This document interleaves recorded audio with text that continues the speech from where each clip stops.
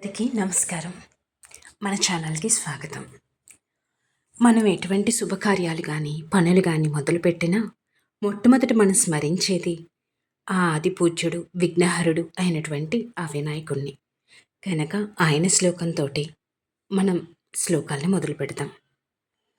శుక్లాంబరధరం విష్ణుం శశివర్ణం చతుర్భుజం ప్రసన్నవదనం ధ్యాయేత్ సర్వవిఘ్నోపశాంతయే. ఇప్పుడు ఈ శ్లోకానికి అర్థాన్ని తెలుసుకుందాం.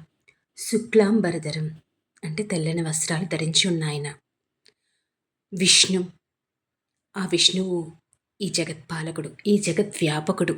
అలాగే ఆ వినాయకుడు కూడా ఈ సమస్త జగత్తు వ్యాపించి ఉన్నారు. శశివర్ణం చతుర్భుజం. శశివర్ణం అంటే చంద్రుడి వంటి ముఖవచ్చస్సు కలిగి ఉన్నాడని అర్థం.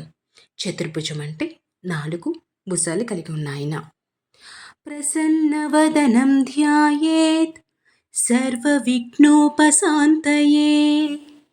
ప్రసన్నవదనంతో ఆయన ఎప్పుడు భక్తుల్ని రక్షిస్తూ వాళ్ళ కోరికలు నెరవేరుస్తూ ఉంటాడు.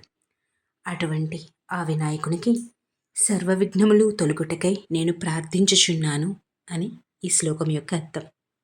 తదుపరి శ్లోకంతో మళ్ళీ కలుద్దాం. నమస్కారం.